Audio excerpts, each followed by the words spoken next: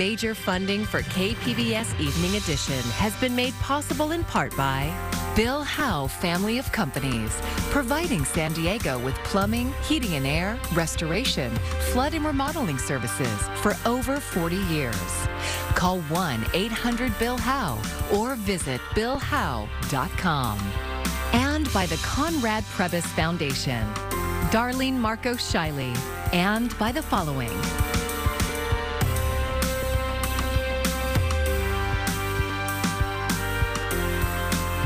And by viewers like you. Thank you.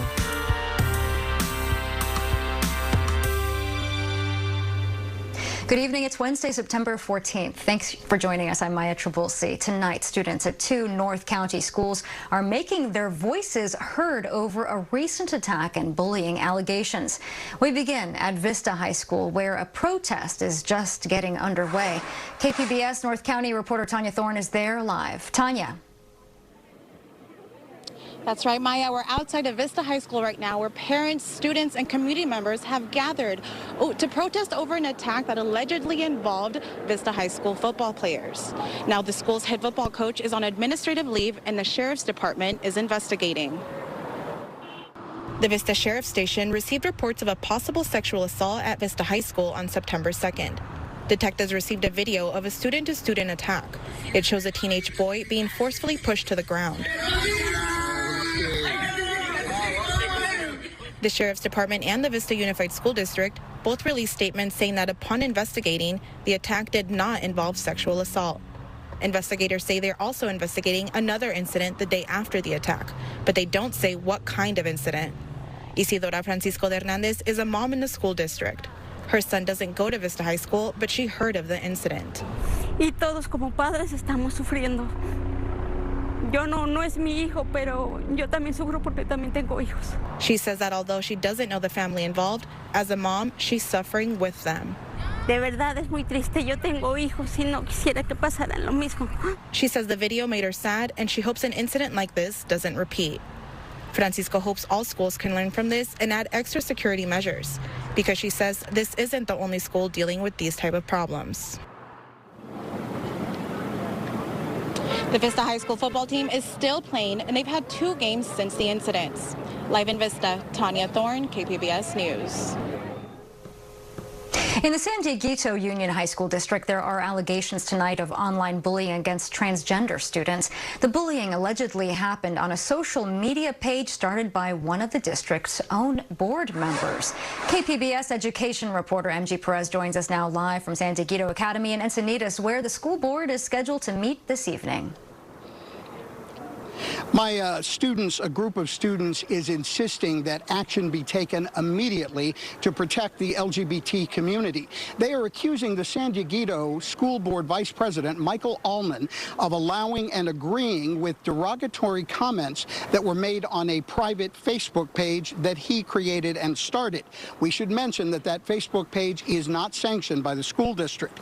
Recently, it had a string of comments from Allman supporters making fun of transgender students who insist on using pronouns that they choose.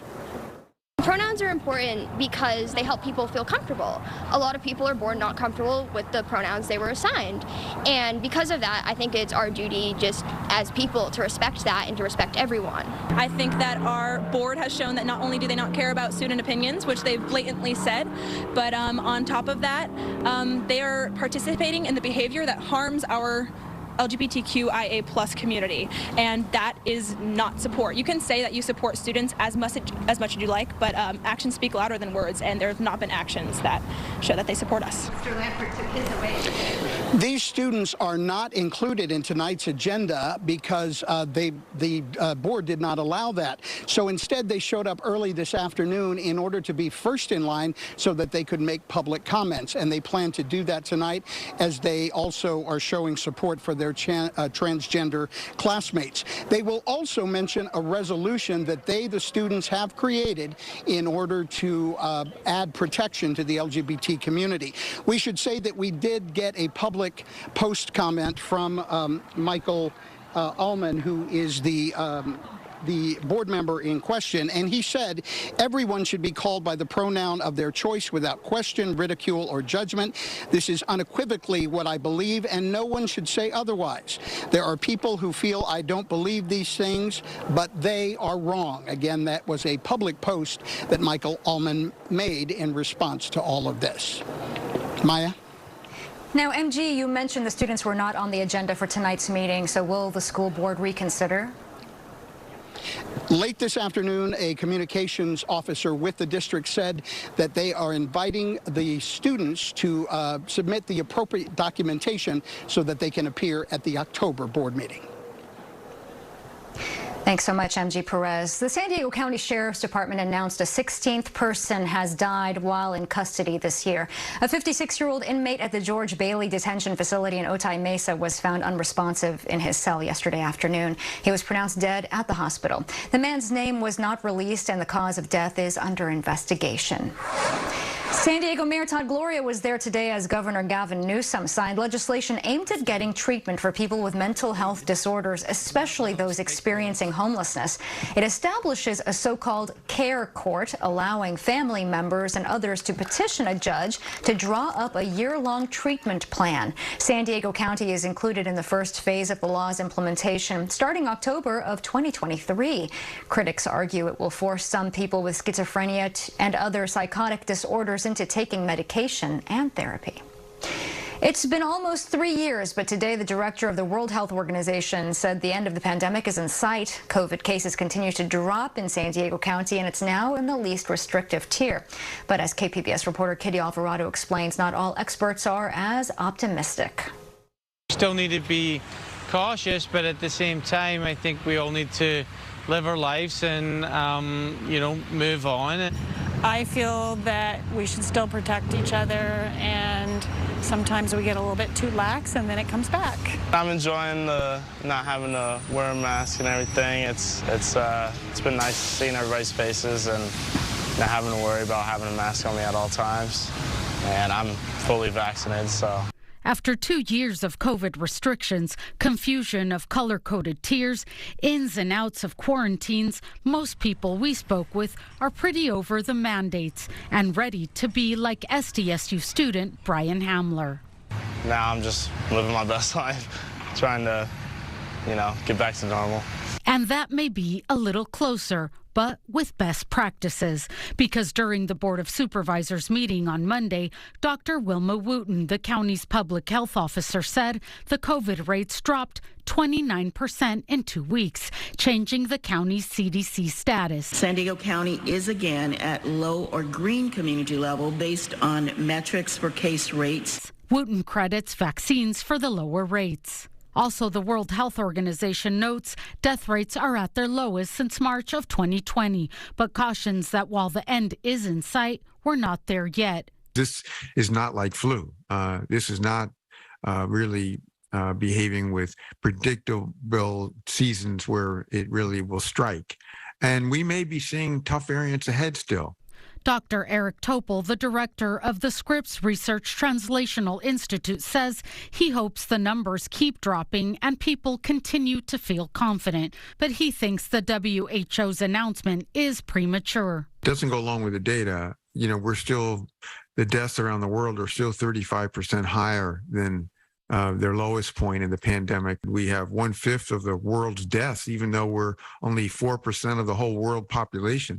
So we're not, as a country, as a region, in such a great state yet.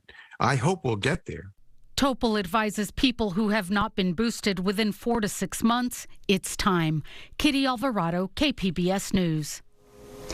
The San Diego City Council has selected a team to redevelop the sports arena property. Midway Rising proposes 4,250 apartments on the 48 acres of city-owned land in the Midway district, plus a new arena, a hotel, and park space. 2,000 of the apartments would be affordable to low-income renters. That's more than the other two competing proposals. Council President Sean Elo Rivera says if the developers lower the amount of affordable housing in their final plan, he won't stand for it. Every little bit that goalpost is moved is an affordable home that will not be able to be lived in by someone who needs it. So that 2,000 to me is a floor that I struggle to see myself, being okay with being diverted from. Talks between the city and developers are expected to last at least 2 years, with the project built out over about a decade. Just one day after August's disappointing consumer price index report triggered a meltdown on Wall Street, a separate inflation report indicates that wholesale price increases are showing signs of improvement. But now a potential nationwide rail strike could cause more problems for the economy. Chris Nguyen has the latest. Looming nationwide freight rail strike is getting closer to reality as negotiations continue in Washington. You look at the fundamental infrastructure of the country, that affects everyone, and people tend to take it for granted. Two rail unions representing about 60,000 engineers and conductors who make up the two-person crews on each train say scheduling rules that keep them on call virtually every day they're not at work, as well as a staffing shortage, are making their work lives intolerable. But the Association of American Railroads trade group says the union scheduling demands should be dealt with locally and not through national bargaining. We have supply chain problems already. The ports are clogged. You throw in a rail strike and tens of thousands of containers can't get to where they want to go. That affects stores and our everyday lives. About 30% of the nation's freight moves by rail, so a strike could be a crippling blow to the U.S. economy. Without freight railroads, oil refineries would have trouble producing their current volumes of gasoline, which could send prices higher. A strike could also disrupt the nation's food supply, preventing recently harvested crops from moving to food processors and disrupting the supply of fertilizer needed for upcoming plantings. And there could be negative impacts on the import of goods for the holiday shopping season, causing shortages and higher prices. We have made crystal clear to the interested parties the harm that American families, businesses, and farmers and communities would experience if they were not to reach a resolution. A strike could begin as early as Friday. In Washington, Chris Nguyen, KPBS News.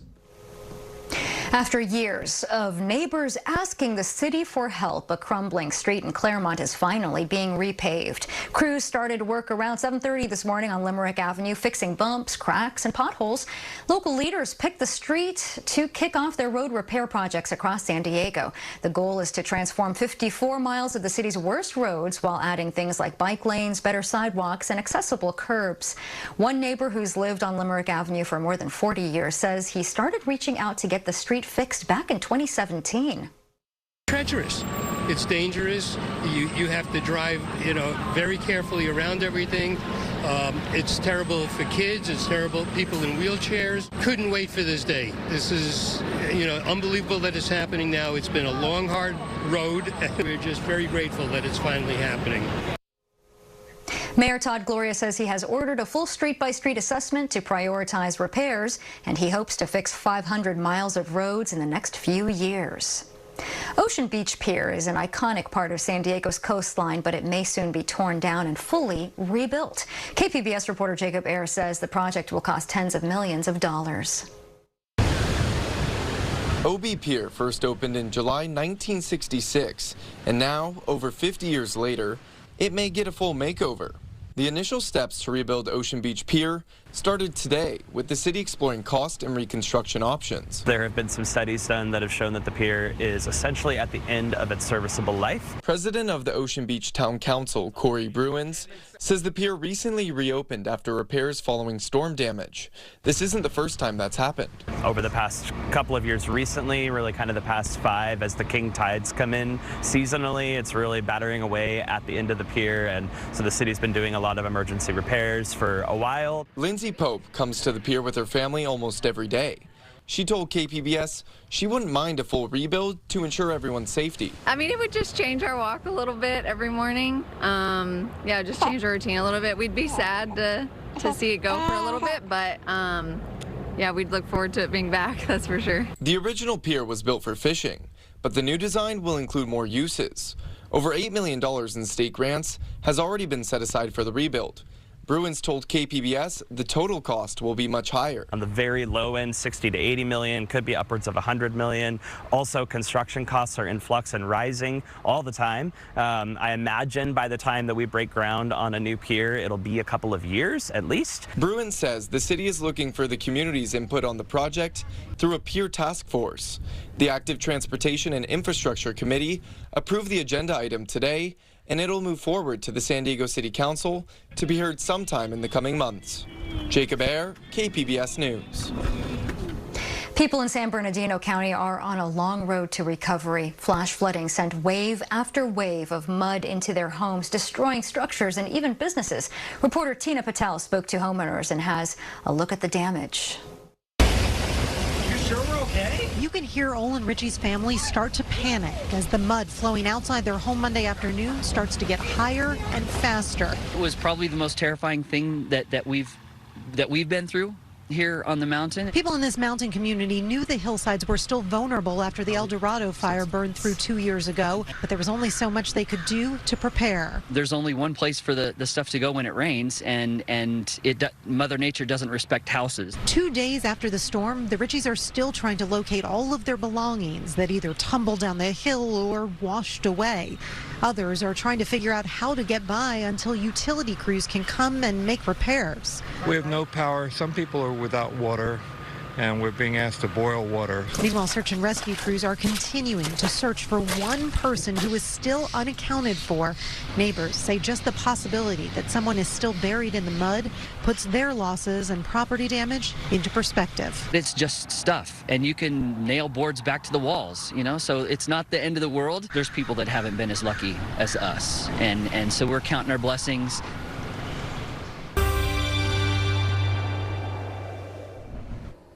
Drier air has finally returned to the area, and temperatures a little bit on the cool side through the end of the week and into the weekend. So as we take a look at our weather headlines, cooler and drier through the weekend. There'll be plenty of nighttime and morning clouds and some areas of fog. And as we take a look at our temperatures, they'll be running about 5 to 10 degrees below average. They might come up just a smidgen over the weekend before the next trough comes in to cool us off. So overnight tonight, clouds thickening up, our low right around 67 degrees. And as we take a look at the temperatures around the area, lower 60s Oceanside, El Cajon in the mid 60s, Borrego Springs 68, and Mount Laguna dips down to about 54. Here's our future cast, just pretty much a cloud forecast. During the day tomorrow, plenty of morning clouds, and then the clouds will melt away. Some sunshine in the afternoon, and then towards the evening and overnight hours, they're back. The low clouds and areas of fog. Take a look at the weather pattern. We are looking at a cool flow. Temperatures 5 to 10 degrees below average as the moisture clears out of the area. Here's our forecast for tomorrow.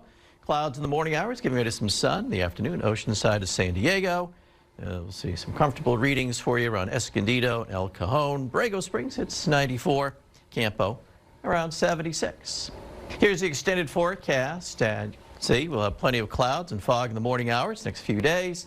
Some sunshine in the afternoon. Temperatures staying mostly in the mid-70s. Inland areas will warm it up into the low 80s with clouds giving way to some sun. A little cooler over the weekend. As we take in the mountains, it'll be cool here, as we'll see temperatures staying in the 60s, but we'll have plenty of sunshine. And in the deserts, temperatures here running below average, mid to low 90s. Plenty of sunshine. Looks pretty nice. And for KPBS News, I'm meteorologist Mark Mancuso.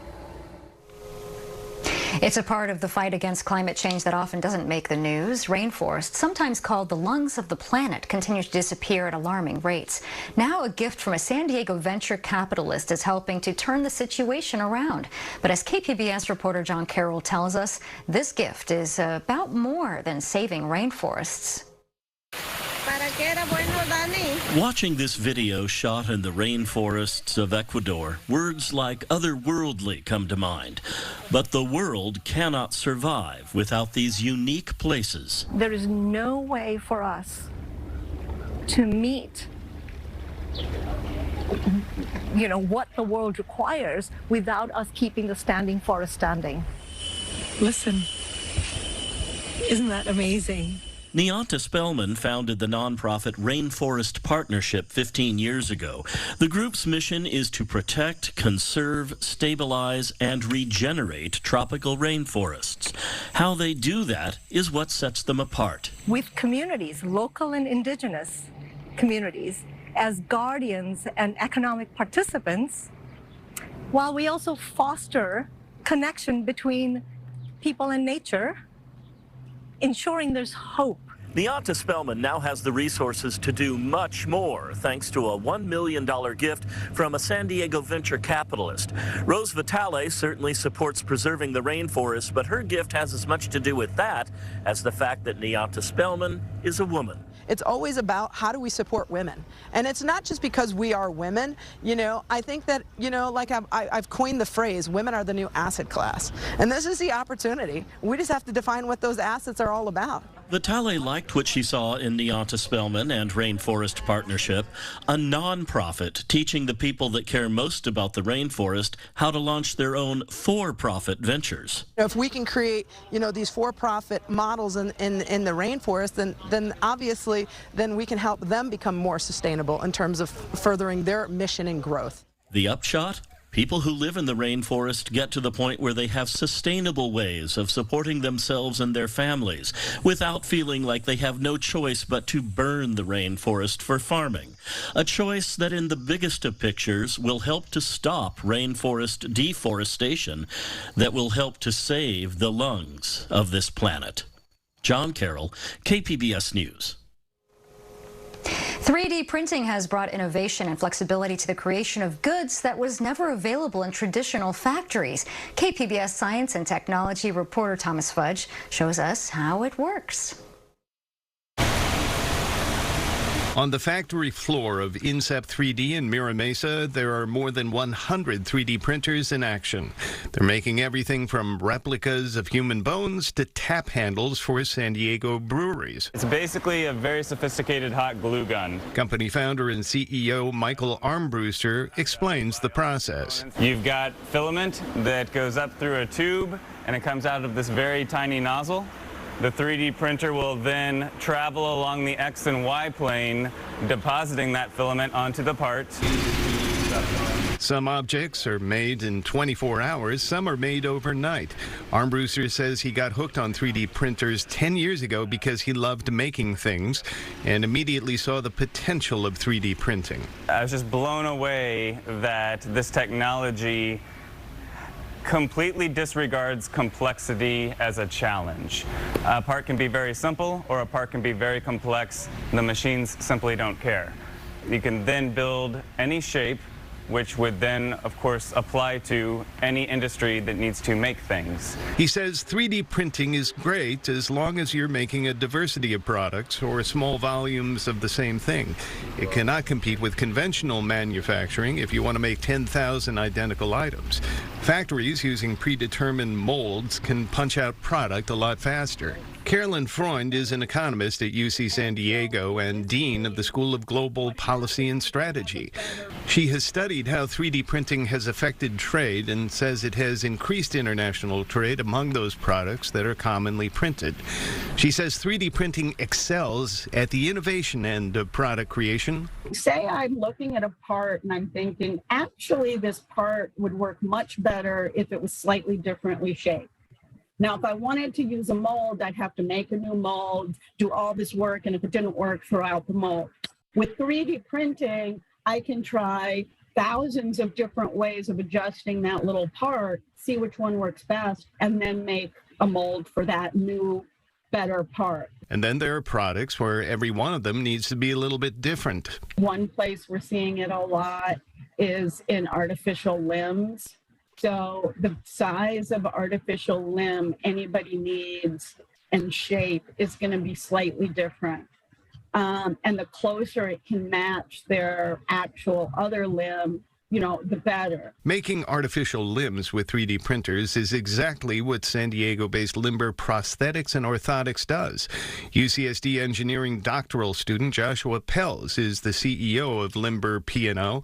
He holds up one of their artificial lower legs. This is the Limber Unileg. It is a single-piece prosthesis that is 3D printed in just half of a day. So you press start at the night, and you pull it off looking just like this in the morning, ready to go onto an amputee, allowing them to get back out into the world. Back at Incept 3D, Michael Armbruster shows me the printed spine of a young child based on CT scans from a children's hospital. They're preparing for surgery on the child. Armbruster says while 3D printing seems very innovative, it's not new technology. So why the recent explosion in its use? Expiring patents totally changed the industry. It was there in the 80s and 90s, and it was just as good as it is today, but it was this tiny little market that only the most high-end people would use. And it was a secret for decades. They called it rapid prototyping. They didn't even call it 3D printing. Then some patents expired, some big ones, the ones that allow for all of this. There are new uses for 3D printing. In medicine, organic printing of some body parts like heart valves is in development. Some construction companies are beginning to make 3D printed houses. It works off a computer program, of course, but their printer pours cement. Thomas Fudge, KPBS News. I'm Amna Navaz. Tonight on the NewsHour, we catch up with Ukraine's president after forces recapture territory and take stock of the damage wrought by the Russians. Coming up at 7 right after Evening Edition on KPBS.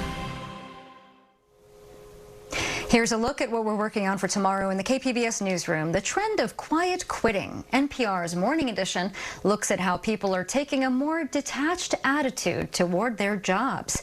And then on KPBS Midday Edition takes part in the Democracy Day special. It includes a look at the issues surrounding the political process locally with another election on the way. And you can find tonight's stories on our website, kpbs.org. Thanks for joining us. I'm Maya Trabulsi. Have a great evening. Major funding for KPBS Evening Edition has been made possible in part by Bill Howe Family of Companies, providing San Diego with plumbing, heating and air, restoration, flood and remodeling services for over 40 years. Call 1-800-BILL-HOWE or visit billhowe.com. And by the Conrad Prebys Foundation, Darlene Marco Shiley, and by the following.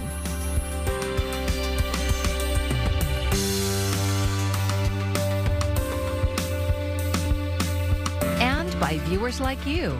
Thank you.